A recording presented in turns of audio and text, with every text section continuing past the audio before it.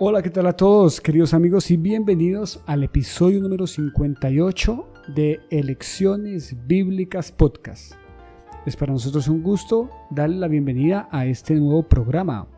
Dwight, ¿cómo va todo? Muy bien, John.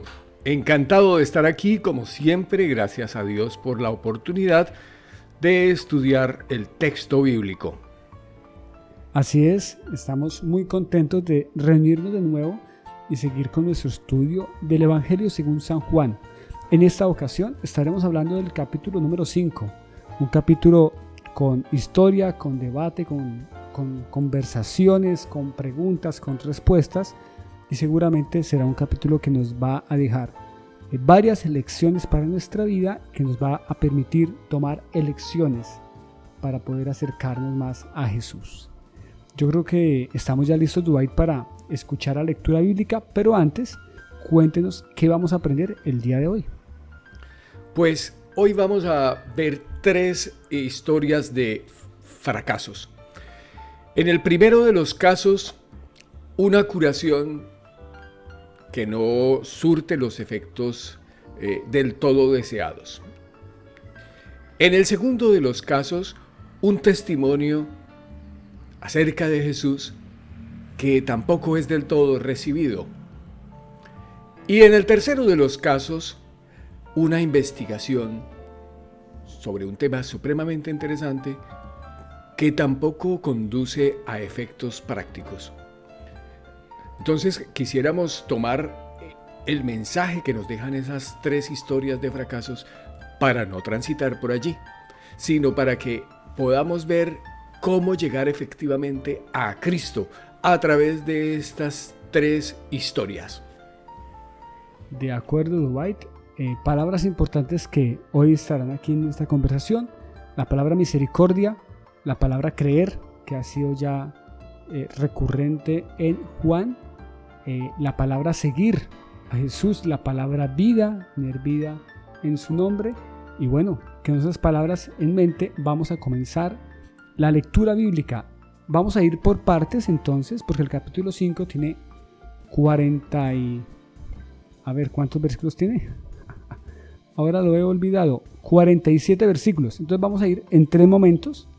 Dubái nos va a estar compartiendo la lectura bíblica. El primer momento va a ir del versículo 1 al versículo 18. Y Dubái, cuéntenos en qué versión va a leer y adelante con la lectura. Vamos a leerlo en la Biblia textual. Siempre podemos leerla a través del dispositivo de preferencia. Esta Biblia está en la web. Después de esto hubo una fiesta de los judíos, y Jesús subió a Jerusalén.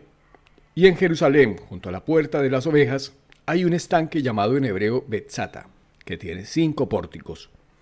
En estos yacía una multitud de enfermos, ciegos, cojos e impedidos.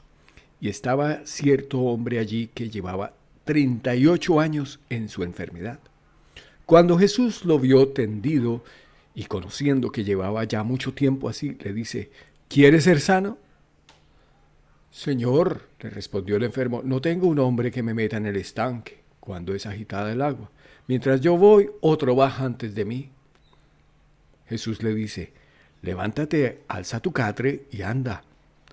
E inmediatamente el hombre quedó sano y alzó su catre y echó a andar.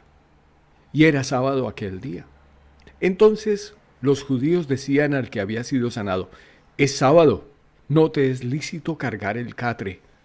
Pero él les respondió: el mismo que me sanó me dijo: alza tu catre y anda. Le preguntaron: ¿quién es el hombre?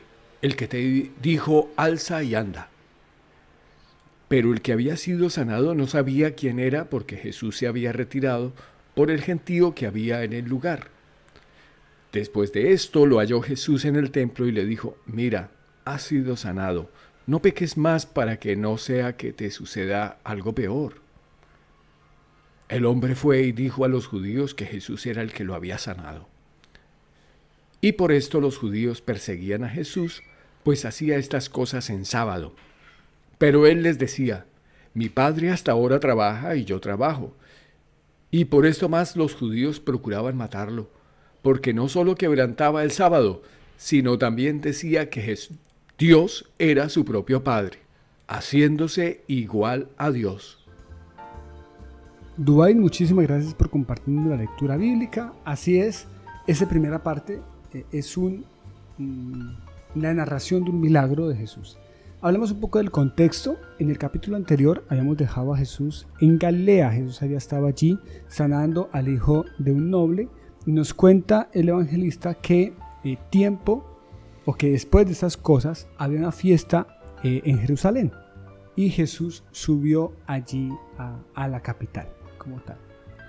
Y Juan hace unas descripciones bastante interesantes para gente que no conoce Jerusalén. Entonces Juan dice, mire, hay en Jerusalén, cerca de la Puerta de las Ovejas, un estanque llamado Betesda, dice la Reina Valera 60. Pero ¿cómo dice la textual? Betzata.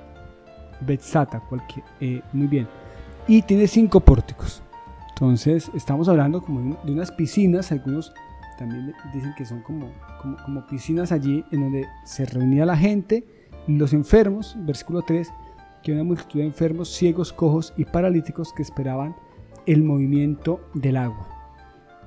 Nos da todo el contexto Juan, y luego viene el versículo 4 en Reina Valera 60, nos da una explicación, y dentro de este contexto es importante decir que esa explicación del versículo 4 no está en varios manuscritos antiguos.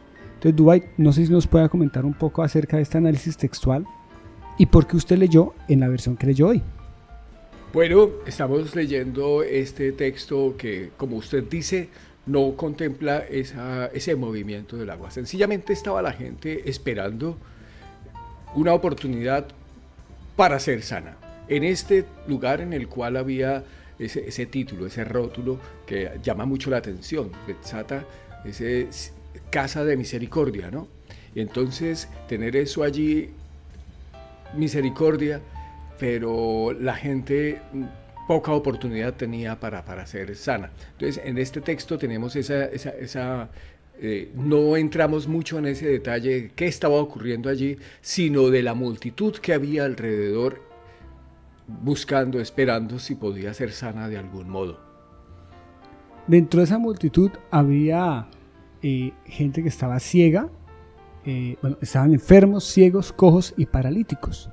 La palabra que se traduce por paralítico en el griego se traduce por seco, una enfermedad donde se secaba completamente el cuerpo, imposibilitaba a la gente para caminar, para moverse. Y al parecer este hombre de esa historia tenía esa enfermedad, estaba seco. Llama la atención que ese hombre estuviera seco y que estuviera allí cerca a una piscina o a un estanque de agua. Y por otro lado, llama la atención que estuviera en un lugar que se llamaba Casa de Misericordia, pero que él nunca había tenido misericordia como tal. Hasta ese lugar llegó Jesús, y al ver la multitud, a ver la gente, a ver a este hombre que estaba mal de su salud, llevaba 38 años enfermo, Jesús le hace una pregunta: ¿quieres ser sano? Dubái, coméntenos un poco acerca de esta pregunta y de qué pasó después. La pregunta es muy sencilla: ¿quieres ser sano? Pero ocurre que la explicación que viene por parte del hombre es muy extensa. La respuesta solamente consistía en un sí o no. Sí, sí quiero, pero no. Él empezó a hacer un discurso larguísimo, en donde nunca se vio el sí.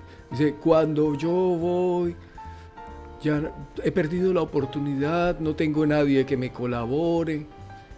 Sí. Como que es más bien una descripción continua de su desgracia, pero nunca el sí quiero ser sano. Jesús entonces sí es que le responde: levanta tu catre y anda. Muchas veces llama la atención cómo nosotros hablamos con Dios, ¿no? Para hacer ya y rápidamente una aplicación. Muchas veces hay preguntas puntuales de un sí o de un no, pero nosotros hacemos unas respuestas larguísimas contando una cantidad de cosas que nos están preguntando. Porque Jesús no le vino a preguntar al hombre por qué estaba así, ni cómo llegó a ese estado, ni cuál era su problema. Puntual: ¿quiere o no quiere? Si esto fuera, lo hemos hablado, si esto fuera un documento escrito, habían 2 casillas, sí y no. Pero este hombre tomó el esfero y a un lado comenzó a escribir toda una cantidad. Hombre, qué bueno que pudiéramos entonces pensar en que hay que responder puntual. Jesús le dice, levántate, toma tu lecho y anda. Y al instante, el hombre fue sanado. Tomó su lecho y salió. Y en esta parte de la historia entran otros personajes que son los judíos. Coméntanos un poco acerca de esos personajes y qué pasó. Pues ocurre que el día que ocurrió esta sanidad, esta señal, que por cierto ese 38 años llevaba en esa condición, nos habla de lo grandiosa que era la señal. Sí, aquí este libro no nos ha dejado con señales pequeñas, todo es apoteósico, todo es grandísimo, y esta sanidad no lo es menos. Y no lo es tampoco el día en el que ocurre, día sábado, controversial, controvertido, porque cuando la gente empieza a ver esto, pero ¿cómo te estás llevando tu catre el día sábado? Esto no es correcto. Y dice, es que el que me sanó me dijo, levántate, toma tu lecho y anda. Y entonces ellos ni siquiera empezaron a maravillarse de la sanidad, sino a ofenderse por el hecho de que hubiera sido sano el día sábado. Sí, entonces es decepcionante el hecho de que... He visto varias cosas decepcionantes en este relato. La primera, que esa falta de responder asertivamente, sí o no, y empiezo con eso. Y ahora esta gente está contrariada porque fue en sábado. Y es que no, en sábado no respetas nuestras leyes, nuestras costumbres, rituales. Entonces se fueron por las ramas y a buscar el culpable. ¿Cómo sería la molestia de los judíos que comenzaban a perseguir a Jesús? Y dice Juan que procuraban matarle. O sea, la descripción para nada es en positivo, al contrario, esta gente está muy enojada porque Jesús le dio autorización a alguien para que llevara una camilla el día sábado. O sea, en resumen, para que Jesús rompiera la ley. Es un maestro que se supone está para cumplir la ley y Jesús claramente la rompe y ellos están muy molestos al punto que quieren matarle. Y pasa algo particular. Dice que tiempo después se encontraron en el templo este hombre que había sido sano y Jesús. Y allí Jesús entonces conversa con el hombre y le dice, mira, has sido sanado. No peques más, que esa frase de no peques más va a suceder más adelante también en Juan, para que no te venga una cosa peor. Entonces el hombre sano salió de allí y fue y buscó a los judíos y dijo, vea, el que me sanó, porque antes ni siquiera sabía quién lo había sanado, el que lo sanó, el que me sanó fue Jesús. Entonces los judíos estaban tan enojados que ahora sí que es cierto, querían matar a Jesús y lo perseguían, no solo por haber incumplido la ley, sino porque se hacía igual a Dios. Entonces vemos un milagro por un lado y por otro lado unos judíos que están muy molestos, no porque Jesús haya sanado a alguien, sino porque Jesús rompió la ley, en su opinión, mandó a hacer algún día sábado y porque se hace igual a Dios. Cuando uno mira una partitura, las partituras tienen unas indicaciones de si es alegre. Los términos que usan frecuentemente son italianos, ¿sí? En su gran mayoría. Entonces, allegro, sforzato, allegro manontropo, etc. Y aquí yo veo una música densa, una música como que todo el mundo está contrariado, la música está chirriante, los judíos contrariados, el hombre también alcanzo a verlo contrariado, en lugar de estar alegre por su sanidad, como que se sumara a todas estas voces contrariadas. Y cuando Jesús le dice, oye, no peques más para que no te vengan cosas peores, él se une a todas las voces contrariadas y dice, fue él. Entonces nadie tiene un momento de pausa para decir, espere, es que ocurrió una sanidad. Jesús me buscó y me sanó. Esto es un poder impresionante. Alguien mayor que el sábado está aquí, aquí está pasando algo. No, no hay ninguna reflexión de esa. Nadie toma pausa. La música chirrea por todas partes. Incluso el sano, el que ahora es sano y que antes estaba impedido, lisiado, paralítico, dice, fue él.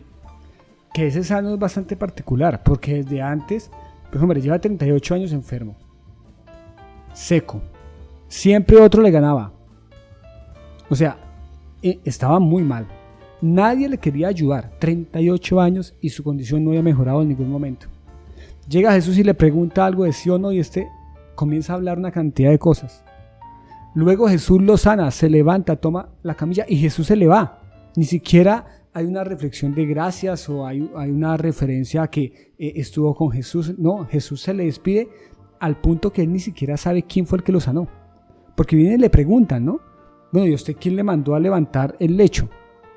No sé, al que me dijo, alguien me dijo, pero ¿quién fue? Ni siquiera se dio cuenta que era Jesús. Se le escapó Jesús por entre la multitud.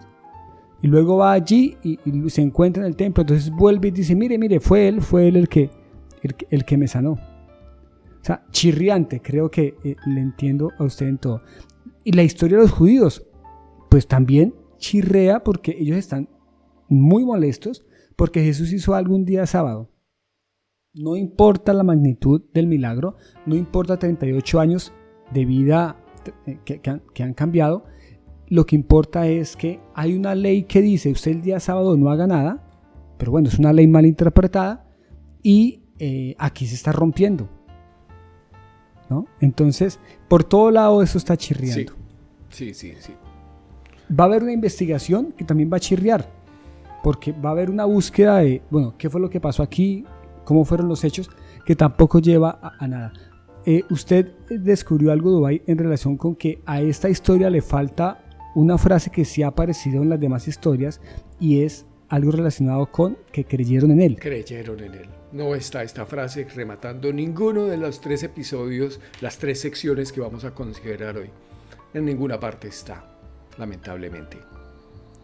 Lo que ha pasado genera que Jesús tenga un discurso. Es uno de los discursos más largos que están en el Evangelio según San Juan, que Jesús hable precisamente acerca de su autoridad y de cómo él da testimonio de sí mismo. Que eso nos va a ayudar a entender un poco quién es Jesús. Recordemos que el Evangelio de Juan está hablando mucho de la identidad de Jesús. Jesús es Dios. Entonces aquí en este discurso donde él se está dirigiendo a los judíos y que me parece que se está dirigiendo a nosotros también, porque en esas historias creo que nos gusta relacionarnos con el que estaba enfermo y fue sanado, pero muchas veces terminamos siendo parte de esos judíos preocupados porque Jesús hace algo que no nos parece a nosotros. Entonces Jesús va a hablar de su autoridad y va a hablar del testimonio. Entonces, Dubái, adelante con la lectura del versículo 19 al versículo 28. Lo escuchamos. Jesús, pues, declarando, les decía: de cierto os digo, no puede el Hijo hacer nada de sí mismo, sino lo que ve hacer al Padre, porque lo que Él hace, esto también hace igualmente el Hijo, porque el Padre ama al Hijo y le muestra todo lo que Él hace, y mayores obras que ésta le mostrará, para que vosotros os maravilléis. Porque como el Padre levanta y da vida a los muertos, así también el Hijo da vida a los que quiere.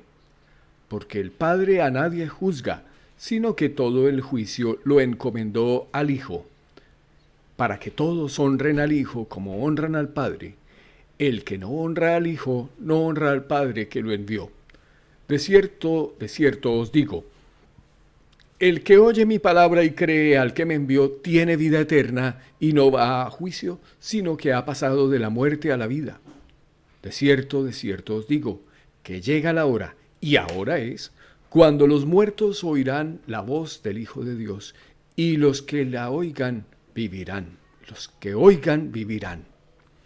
Porque como el Padre tiene vida en sí mismo, así también dio al Hijo tener vida en sí mismo, y le dio autoridad para hacer juicio, por cuanto es el Hijo del Hombre. No os maravilléis de esto, pues llega la hora en que todos los que yacen en los sepulcros oirán su voz. Y los que hicieron lo bueno saldrán a resurrección de vida, pero los que practican lo malo a resurrección de juicio. Dubái, muchísimas gracias por compartirnos este apartado donde Jesús está sustentando su identidad. Es un pasaje mucho más teológico, mucho más profundo, donde responde a una inquietud que tenían los judíos. Dice los judíos que él, hablando de Jesús, que se creía igual a Dios. Y lo que Jesús les va a decir es sí, efectivamente. Aquí estamos en igualdad, porque yo soy Dios. ¿Qué decir, Dubái, de este apartado donde sobresalen las palabras vida, sobresale la palabra autoridad? Sí, yo creo que incluso nos hace falta, no pasa nada, es que este pasaje también contempla las palabras de Juan el Bautista, el testimonio que Juan da acerca de Jesús y el testimonio que incluso da Jesús de sí mismo. ¿Sí? Entonces, en este apartado tenemos toda esa exposición de cuál es la intención de Jesús para con nosotros, cómo es que nos está explicando la naturaleza, el carácter de Dios, toda su expresión de amor hacia nosotros. Y pues nosotros en este caso tenemos esa oportunidad para pues ser beneficiados a partir de eso, a través del testimonio de Juan, a través del testimonio de Cristo que nos muestra todo lo que Dios tiene a favor de nosotros. Y entonces, ante ese testimonio, ¿qué vamos a hacer? Correcto. Creo que ante la preocupación de los judíos, precisamente de la ley, ¿no? A la preocupación de que, bueno, mandó a que el otro trabajara, entre comillas, un día sábado Jesús les está diciendo, vamos por partes. Aquí hay una relación directa de autoridad, ¿no? Y yo tengo la autoridad. Dice, el juicio lo dio al Hijo, ¿listo? Para que todos honren al Hijo como honran al Padre. El que no honra al Hijo, pues no honra al Padre que fue el que le envió. Es decir, si ustedes tanto reconocen a Dios, pues me reconocerían a mí, y más adelante lo va a decir. El problema de ustedes, le va a decir Jesús, es que ustedes no creyeron en mí, ¿no? Ese es el punto central. Ustedes no creen en mí. Y por eso este pasaje tiene una música que chirrea, porque ni el sano cree, ni los judíos van a creer, aún sabiéndose la Biblia. Porque si se la sabían, bueno, la Biblia no, corrijo, el Tanakh, el Antiguo Testamento, ¿no? Se sabían la escritura por completo. Sabían qué había dicho Moisés, sabían en qué momento había que aplicar la ley, sabían todo ello, pero ese conocimiento no los llevaba a entender quién era Jesús. Y Jesús aquí se lo está diciendo puntualmente. Jesús aquí les está diciendo precisamente, yo tengo la autoridad. Vendrá un momento en que habrá vida para los que hicieron lo correcto, para los que creyeron, y para los que no, vendrá un tiempo de juicio, ¿no? No sé, Dubái, si usted tiene algún comentario más acerca de este apartado. Sí, en términos de lo que es la buena voluntad de Dios para con nosotros, que todo ese juicio que está latente sobre todos los que están sin Cristo, todos los que estábamos sin Cristo, pues a través de Jesús, de todo lo que Él significa, pues encontramos la satisfacción de la justicia de Dios, porque todo juicio queda canalizado a través de Él, y tenemos en este caso es el testimonio, ¿sí? Por ejemplo, en el versículo 31 dice, yo doy testimonio de mí acerca de mí mismo, mi testimonio no es verdadero, otro es el que da testimonio de mí, y sé que el testimonio que da acerca de mí es verdadero. Vosotros habéis enviado mensajeros a Juan y ha testificado de la verdad, pero yo no recibo el testimonio de parte de un hombre, pero digo esto para que vosotros seáis salvos. Así que el asunto está en términos de lo que es la efectividad. En el apartado anterior de una curación y aquí de toda esa autoridad expresada en Jesús, de cómo nos explica el carácter de Dios y a través de los testimonios de Juan y el testimonio de Jesús mismo, de todo lo que se está brindando de oportunidad para el hombre. Entonces ya van 2 oportunidades perdidas, la de la curación, que no vale para gran cosa, y ahora el de todo este discurso en que Jesús nos explica qué es lo que verdaderamente está pasando, y por si eso fuera poco, a través de los testimonios de Juan el Bautista, que dice, no haría falta, pero lo invoco para que por lo menos de esta manera sean salvos. Sí, porque es que qué necesidad hay que alguien con tanta autoridad acuda a un testimonio autorizado. O sea, ¿por qué? Si Dios es Dios, Dios es Dios y Él directamente habla las cosas por sí mismo. Si no fuera Él, ¿qué más autoridades busco que estén por encima de Dios? Es que en el organigrama Él es el que está más arriba. Entonces dice, de acuerdo, pero me someto a que haya otros que den testimonio de mí, para que al menos por el testimonio de otros, si mis palabras y este discurso teológico que les estoy explicando, porque ese es el papel de Jesús, desde el primer capítulo de Juan nos decíamos, lo escuchábamos, lo leíamos, que Jesús nos explica al Dios invisible. A Dios nadie le vio jamás, pero Jesús nos lo explica. Y entonces aquí tenemos esa oportunidad de una explicación de Jesús acerca de la oportunidad que Dios extiende. Entonces, curación o testimonios, ¿qué vamos a creer? Correcto. Siguiendo con esa parte del texto, dice en el mismo discurso donde Jesús está sustentando quién es Él, su identidad, dice que también el Padre que me envió ha dado testimonio de mí. Pero nunca habéis oído su voz, ni habéis visto su aspecto, ni tenéis su palabra morando en vosotros, porque a quien Él envió, vosotros no creéis. Les está diciendo, mire, aquí por todo lado ha habido testimonio. Yo acabo de hacer un milagro y ustedes no lo quieren ver. Hay un texto escrito, que ya vamos para allá a hablar de eso, donde se habla de mí, pero aquí vino Juan a dar testimonio y ustedes tampoco creyeron. ¿Ustedes en qué creen? Usted decía unas cosas hace unos minutos previo a que empezáramos la grabación que me parecían muy interesantes acerca de la oralidad, ¿sí?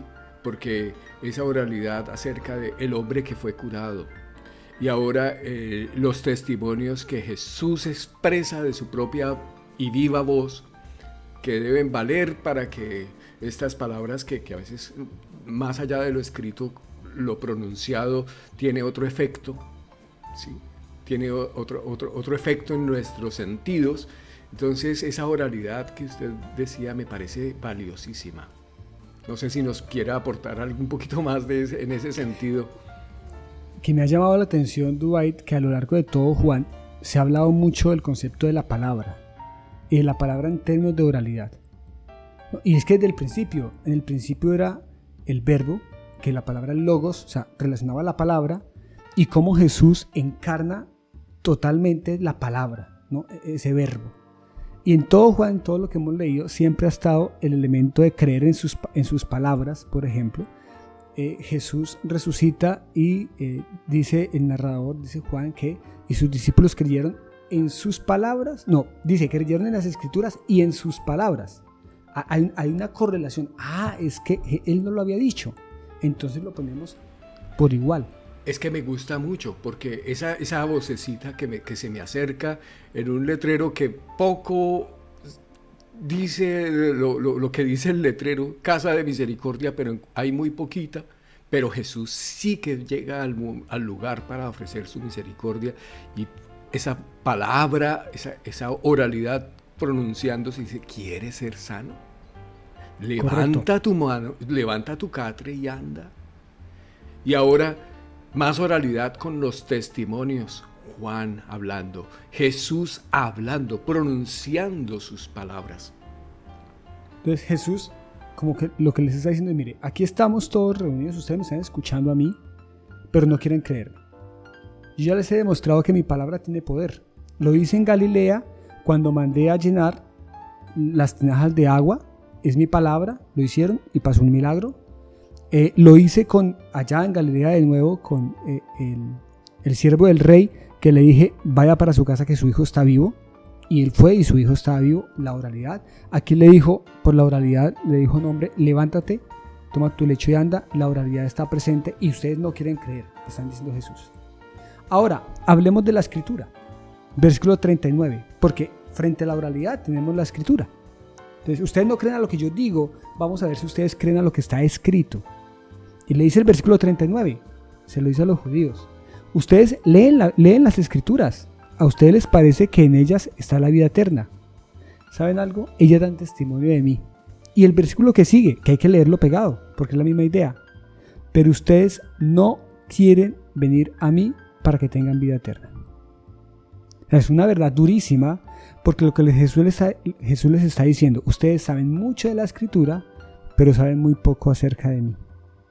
O sea, en consecuencia, no saben nada de la escritura, porque la escritura habla de mí. Correcto. Y entonces es el tercer fracaso. En el primero, una curación que no salió en el efecto de que alguien haya creído. Ahora los testimonios que tampoco salen fructuosos, tampoco. Y finalmente las escrituras que investigan. Jesús nunca dice que las escrituras no sean útiles para encontrar la vida, no está contradiciendo el hecho de que en esas palabras se encuentre el testimonio de Cristo. Pero la objeción es que tanta teoría no se ha traducido en la práctica de que esto haya permitido ir a Jesús. Dice, pero no queréis venir a mí. Entonces tampoco la escritura surtió efecto, ni la oralidad ni la escritura. La música sigue estridente.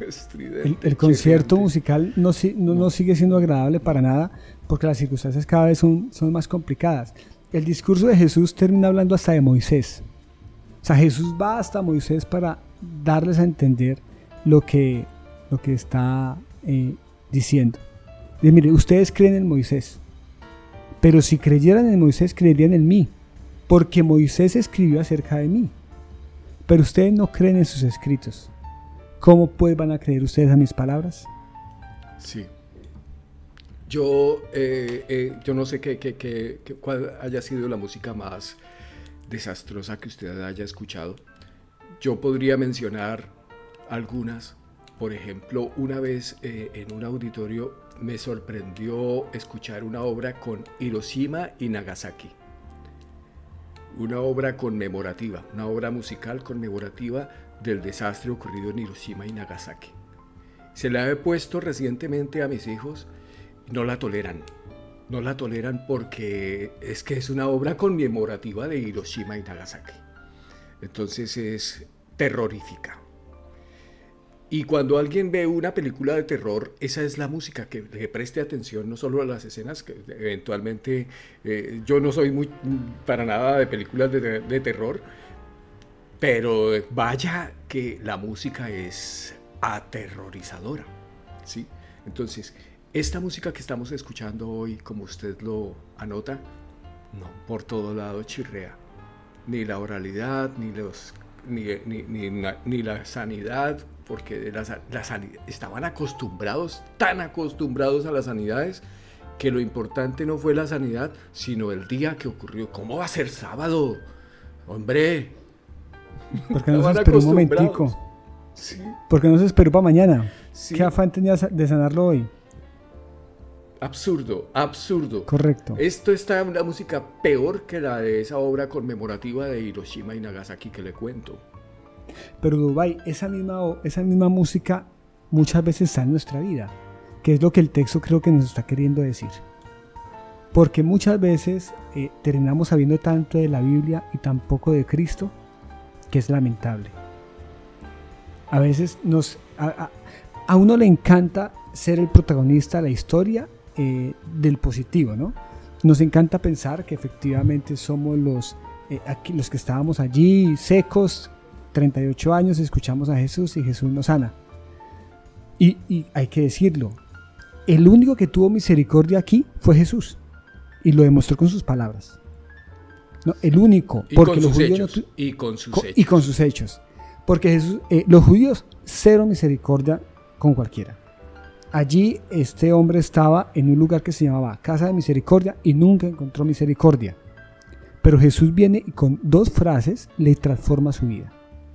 Entonces, si hay alguien hoy con necesidad y que nos está escuchando, decirle que ese Jesús está ahí para usted hoy. Y que ese Jesús puede tener misericordia para su vida. Y que no solo quería transformarle la vida, quería transformarle su vivir, que viviera en paz. ¿Sí? Mira, cambia también tu forma, la forma en la que vives para que no te vengan cosas peores. O sea, quería mejorar esos 38 años, no solo eso, sino que la calidad de vida de ahí en adelante también funcionará en positivo.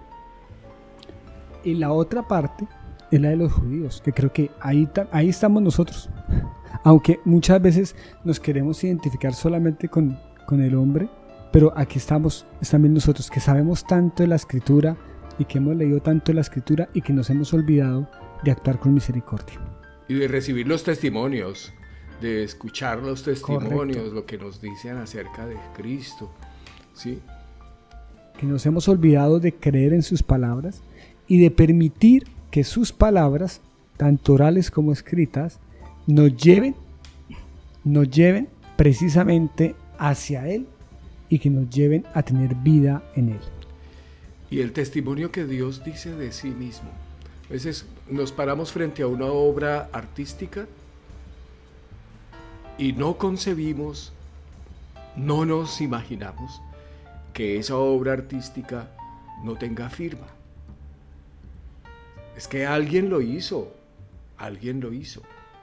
Pero cuando contemplo una obra artística como la que tengo a mi alrededor, universo, seres vivos, todo cuanto existe, todo lo creado, yo a eso no le quiero ver firma. No, ¿qué firma le voy a poner a eso? Y me parece tan triste, tan hipócrita, ¿sí?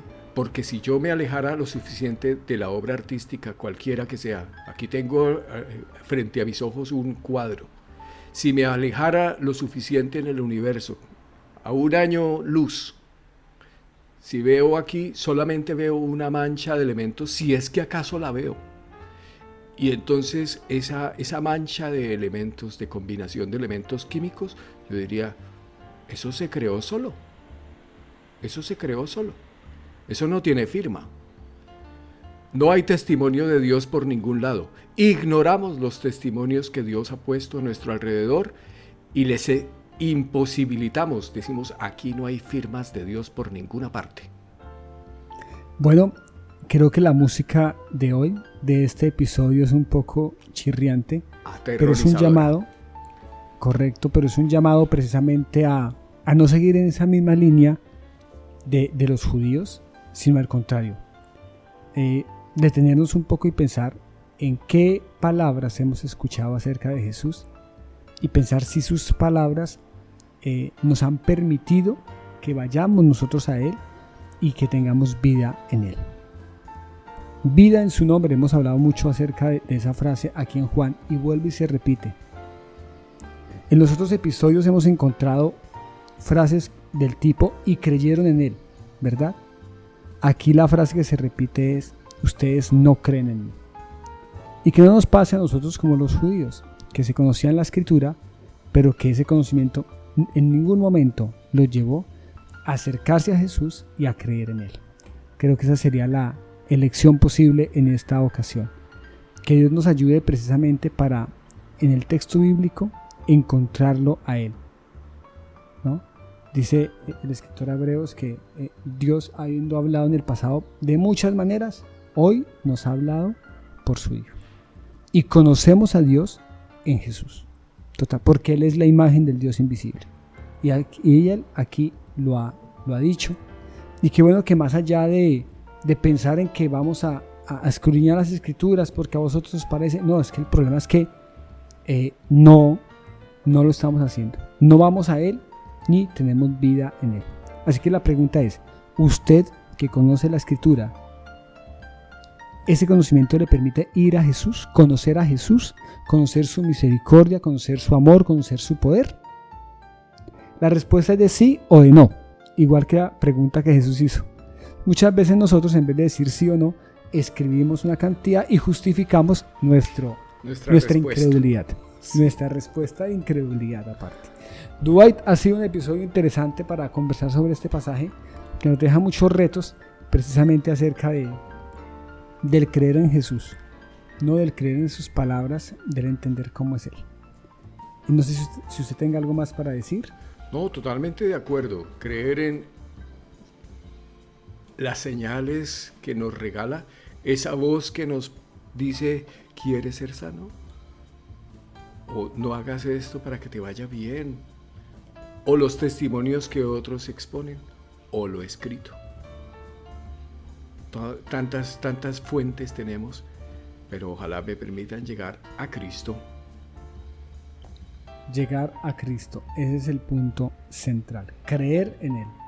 Eso ha sido todo por el episodio del día de hoy, queridos oyentes, muchísimas gracias. Les invitamos a seguir escudriñando la Biblia, pero que esa acción de profundidad en la Biblia nos lleve a Él y que tengamos vida en Él, y que nuestro conocimiento nos permita que otros tengan vida en Él, y no lo que le pasaba a los judíos, que ponemos nuestra mirada en el cómo, en el cuándo, en el por qué, en el para qué, y nunca ponemos la mirada en la obra portentosa de Jesús en la vida de los demás. Claro, ser buenos músicos, a ver si nos sale una música bonita.